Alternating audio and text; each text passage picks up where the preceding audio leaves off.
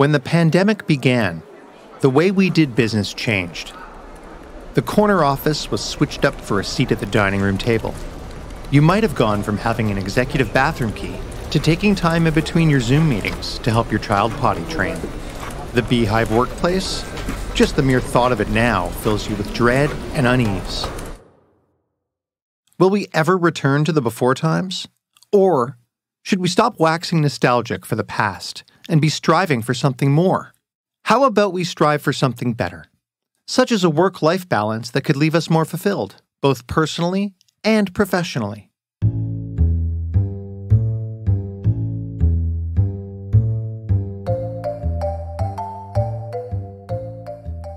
Welcome to the second season of The New Normal, the podcast exploring management research, brought to you by Delve, the official thought leadership publication of McGill University's Desautels Faculty of Management. I'm your host, Dave Kaufman. On this episode of The New Normal, we will discuss the future of work, workspaces, and how management has changed due to the pandemic. Among the issues today's episode will explore: the benefits of embracing a hybrid work style, how COVID has exposed inefficiencies in management, and the simple investment companies can make to show their workers they do, in fact, have their backs. Joining me for this episode is Professor Jean-Nicolas Reyt. Dr. Reyt is an assistant professor of organizational behavior at McGill University's Desautels Faculty of Management. Professor Reyt's research focuses on the relationship between the distances people consider, such as when working remotely, and important work outcomes including creativity, exploratory learning, and interpersonal influence. He was also recognized as the 2021 Professor of the Year by McGill's Management Undergraduate Society. Last year, Reyt researched the language used by CEOs in their conference calls at the beginning of the COVID crisis in order to get their thoughts and impressions on remote work. I began our conversation by asking Professor Reyt if his research told him that CEOs' views on remote work had changed since the pandemic disrupted all of our lives. Definitely. If you look at how CEOs were talking about the pandemic in the beginning and the challenges that were raised, a lot of them were seeing it as mostly an IT challenge. It was, how are we going to get everybody working from home? How are we going to get laptop computers to everyone? How are we going to get secured lines? How are we going to get people to work from home and still have banking information without being hacked? But as it progressed over time, new challenges started to happen.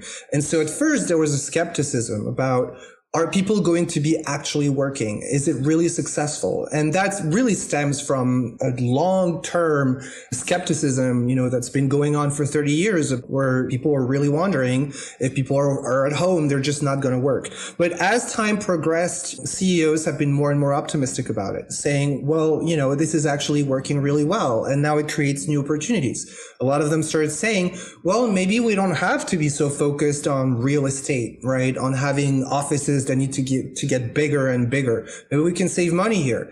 A lot of employees were saying work life is a lot better. I don't have to commute so much. I can take better care of my family. That matters a great deal to me. So CEOs were saying, well, it doesn't really cost us anything and it's beneficial to employees. So maybe we can continue doing this. And what's really interesting is this massive shift, that happened where so many CEOs were against remote work. And a year into the pandemic, we're saying, well, we're going to do hybrid work. You're going to work several days a week from home, several days a week from the office, or whatever mix you find. And that creates new challenges as well, because now you have to figure out, how are you going to manage people in this new work environment? So I think there's been a lot of challenges, a lot of interesting challenges, and a lot of evolution in the way CEOs have been thinking about it. But most importantly, it's been a radical shift in the way we consider the relationship between the organization and the employee, and the relationship between the employee and their work. I found myself intrigued by Professor Reyt's focus on hybrid work. Hybrid work, or telework, does seem to be where our world is now headed. But what would the indicators be that show that an organization is well suited to hybrid work? So we actually have a lot of research on telework. Research on telework started, in the 90s. And something that was learned very, very early on is that full-time telework is very difficult to do.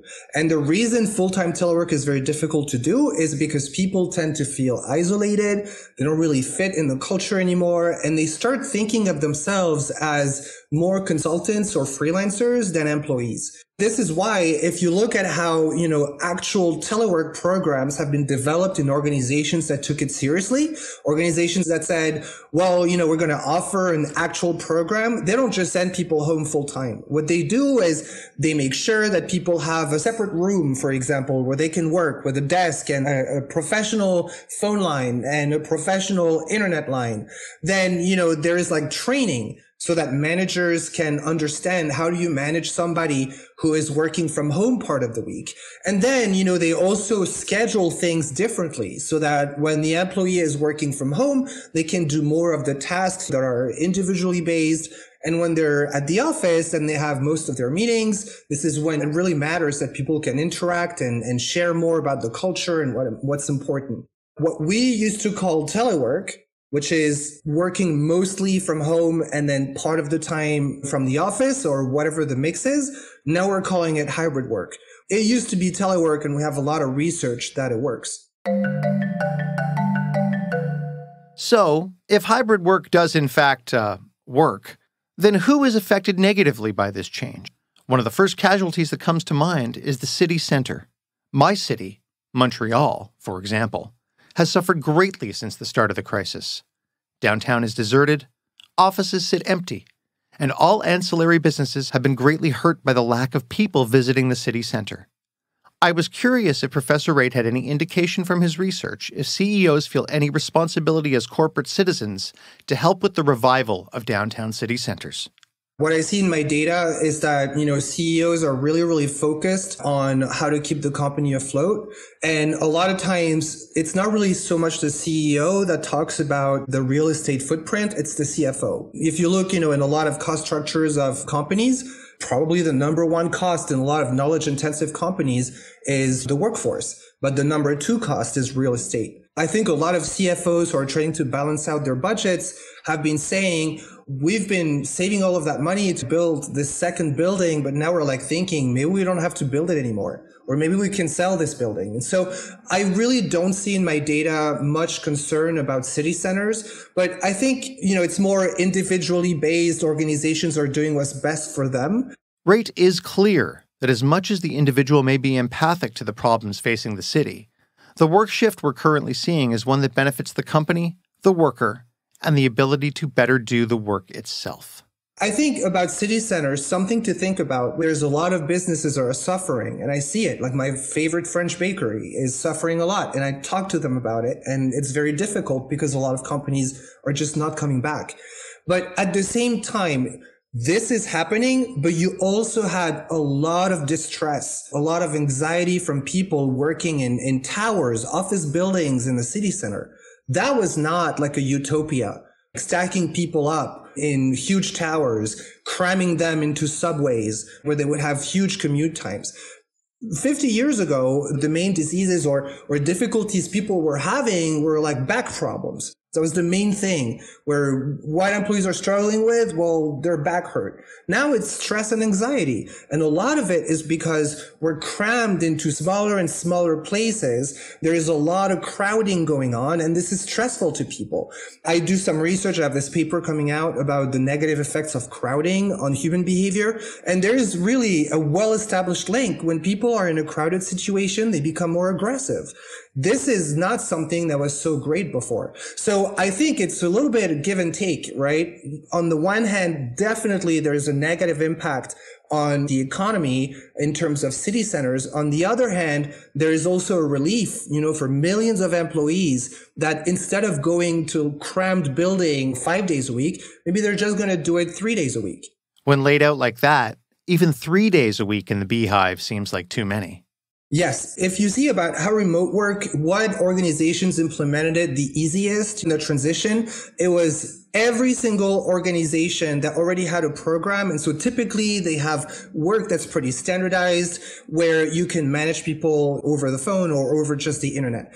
Organizations who have telework programs, typically they have a lot of customer representatives who work over the phone. So all the call centers, customer representatives, it's very easy to just have them work from home because all they need is a computer and a telephone. Nobody will ever know. They're not in a central office. And also it was a good way to capture interesting employees, right? You want to give them benefits if you want to have people continuing to do such a hard job because it's very difficult to be a customer representative. You get yelled at all day. Like it's very difficult.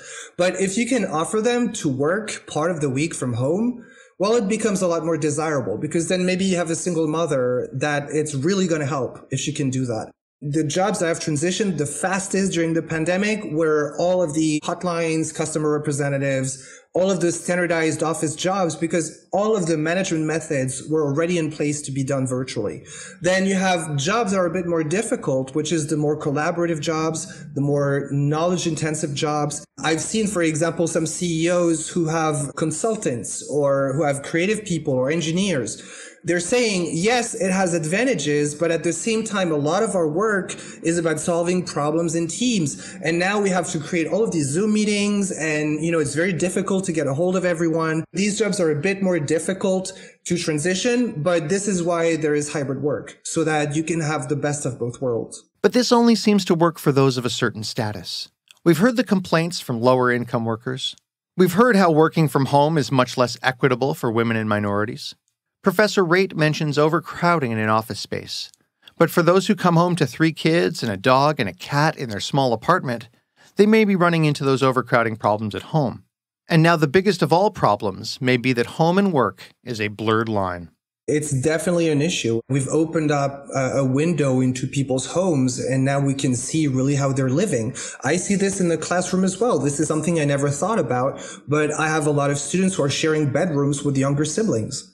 This makes, studying from home very difficult. I never thought about this. It never occurred to me that students, would be in such a situation. That's the same thing for employees. Some employees are not in good conditions. But here, I think something that's very important to understand is if you want employees to work from home, you have to give them the means of doing so. Meaning, if you're not going to invest any money in real estate, some of that money has to be dedicated to investing in home offices. I know there's been a lot of struggles, in organizations where companies have been seeing, work from home or hybrid work as mainly a way to save money. But some of that money has to be invested back into the workforce. It's extremely important so that people maybe can live a bit further away because they don't have to come to work every day, but also they can have an extra home office where they can work. And that requires investments. Professor Reyt then describes a simple investment that a company can make to improve both morale and the health of their now working from home employee: a proper office chair. One of the things that was striking to me, and one of the reasons I've been going more in the media since the pandemic hit, is because people were coming to me and were telling me that they had no proper office chair, which was really pretty insane to me because this is one of the most important aspects, the physical health of an office worker. They need to have a good office chair. And we have a lot of regulations, in buildings, and there's a lot of different regulations that, make employers responsible for providing good office equipment when it's on premises. But this was not translated when people were working from home. And so every time I was meeting somebody new, whether it was a CEO or whether it was a journalist, I was always asking them, what's going on with office chairs? What are you doing? And I think, just like everything else for this pandemic, you really can contrast two different approaches. You have, different companies where they give $1,000 to employees so that they could buy, an office chair and an office desk, and they could be seated properly. And then you have other companies where they didn't know what to do because they were saying, we can't give you the office chairs from work because we're not covered with insurance. They need to stay within the premises. We didn't vote budgets last year for office chairs.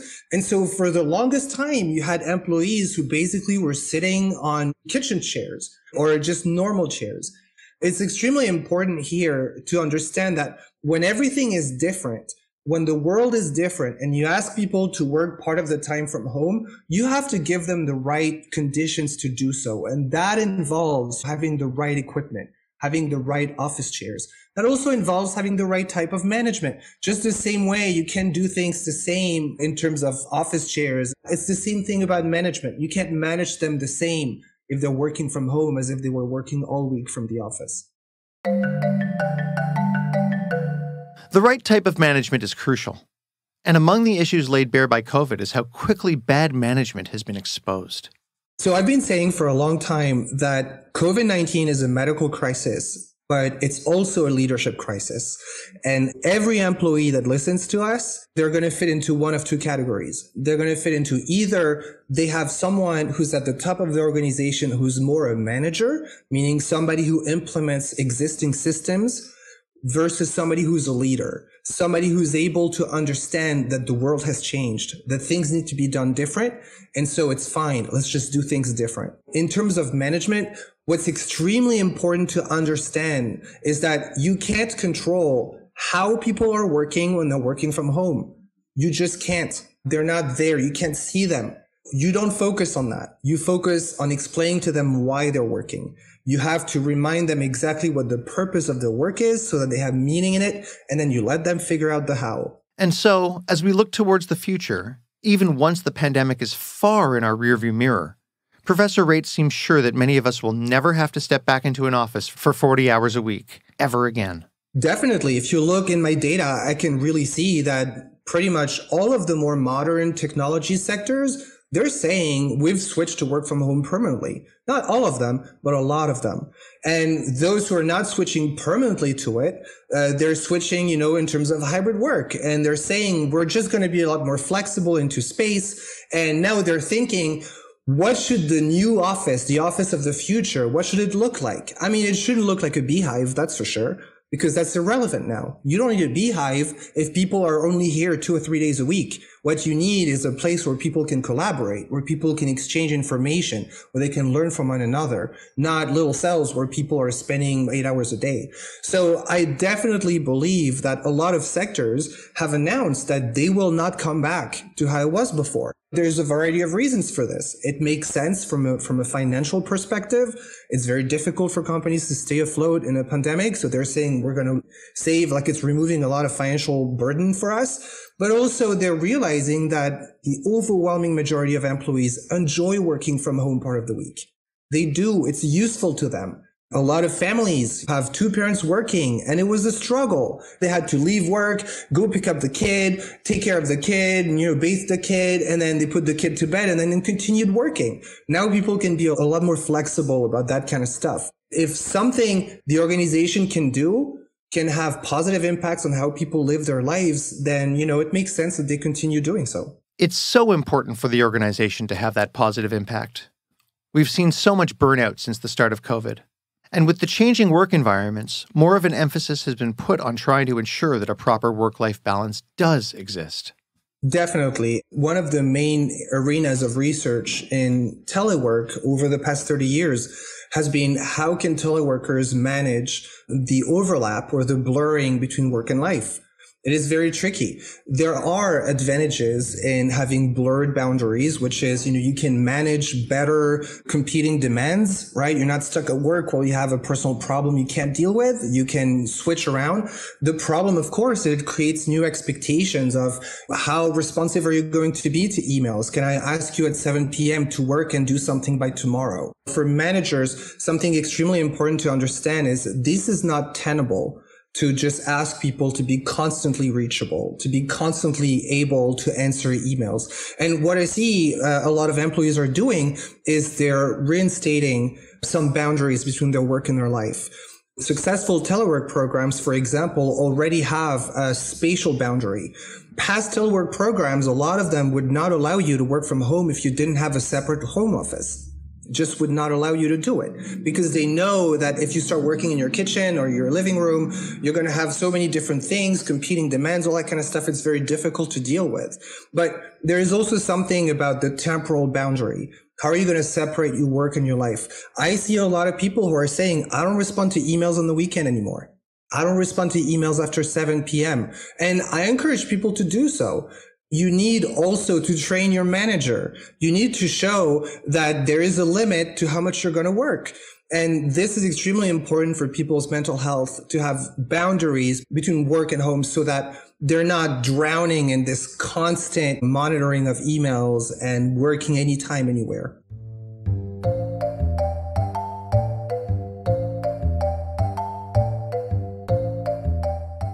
The pandemic has changed so much in our day-to-day lives, and humans have shown such resiliency by adapting quickly and effectively, even when faced with great obstacles and challenges to our status quo. As the distances and expectations of work change, will companies adapt as quickly as their workers?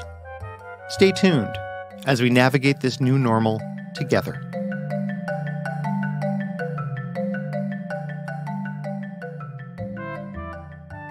The New Normal is brought to you by Delve, the official thought leadership publication of McGill University's Desautels Faculty of Management. I'm your host, Dave Kaufman. Producers of today's episode, Dave Kaufman, Robin Fadden, and David Rowalia. The technical producer of The New Normal is David Rowalia.